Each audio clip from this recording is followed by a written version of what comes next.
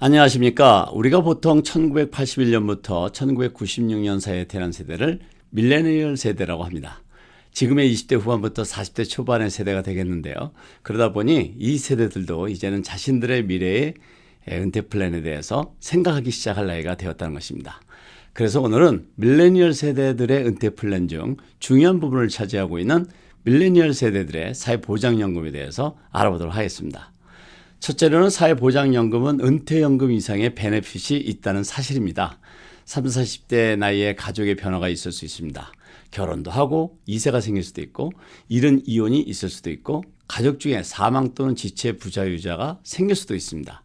사회보장연금은 단순히 은퇴연금으로만 혜택을 받을 수 있는 것이 아니라 이런 가족 환경의 변화에 따른 혜택도 있다는 사실을 기억해 두어야겠습니다.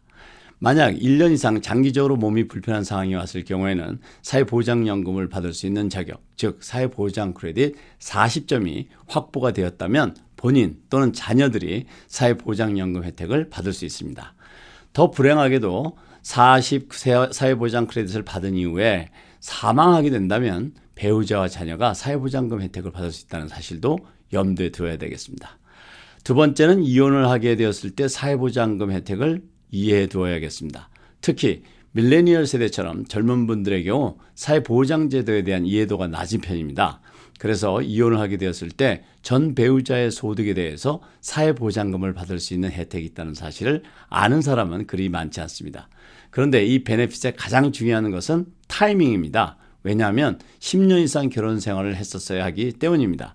따라서 10년 가깝게 결혼 생활을 했다면 10년을 기준으로 하루라도 더 결혼 생활이 이어져야 하는 것이 매우 중요합니다. 이것은 이혼 이후 경제 생활에 매우 중요한 영향을 줄 수 있기 때문입니다. 또 한 가지 중요한 사실은 이렇게 전 배우자의 사회보장 크레딧으로 혜택을 받는다고 해서 전 배우자의 사회보장연금에 영향을 주지 않는다는 사실입니다.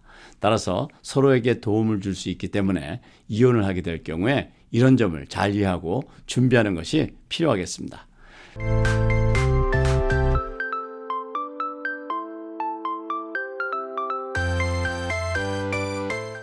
세 번째는 이제 휴직한 기간이 수년 되었다면 복직을 하거나 새로운 직장에서 일을 시작할 것을 고려해야 합니다. 사회보장연금은 은퇴 전 35년 동안의 소득을 기준으로 해서 책정하게 되는데요. 그런데 만약 어떤 특정 기간 동안의 소득이 없었다면 그 기간 동안은 소득이 제로가 되기 때문에 평균 소득이 줄어들게 되어서 사회보장연금 금액에 부정적인 영향을 주게 됩니다. 따라서 다시 일을 시작하는 것은 훗날 내가 받을 사회보장연금에 긍정적인 영향을 주게 됨을 이해하고 있어야겠습니다. 네 번째는 대부분의 밀레니얼 세대에게는 은퇴 기간 동안 사회보장연금만을 의존해서는 충분치 않을 수 있습니다.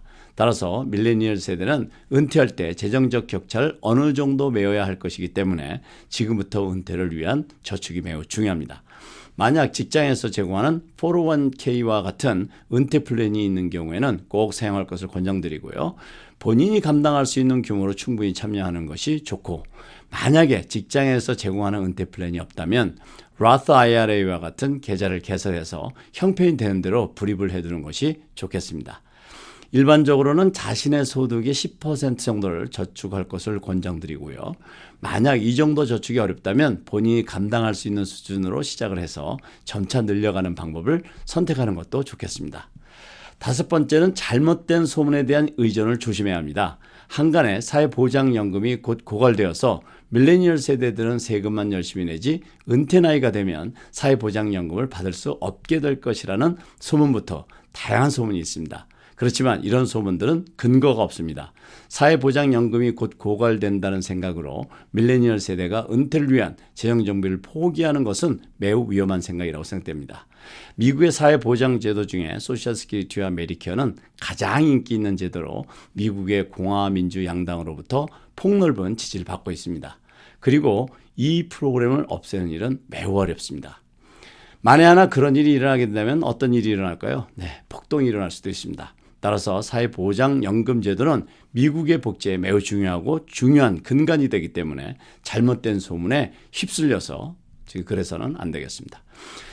그러나 사회보장연금의 지급 방식이나 연령 그리고 금액의 크기가 약간씩 조정이 있을 수는 있겠지만 의회에서도 이런 부분을 잘 이해하고 은퇴자들이 갑작스러운 충격을 받지 않도록 입법 과정에서 기금을 늘릴 수 있는 노력을 해야 할 것으로 생각됩니다. 오늘은 은퇴 플랜을 생각해야 할 나이가 된 밀레니얼 세대들의 사회보장연금에 대해서 이해해봤습니다. 오늘은 여기까지입니다. 감사합니다. 내 재산이 얼마나 될까 생각해 보신 적이 있나요? 아마 한 번쯤은 누구나 생각하게 되는데요. 계산이 쉽지 않습니다. 흩어져 있는 나의 재정 정보를 모아서 쉽고 빠르고 똑똑하게 정리하는 길, 바로 AI 기술이 탑재된 BC파이가 해결해 드립니다.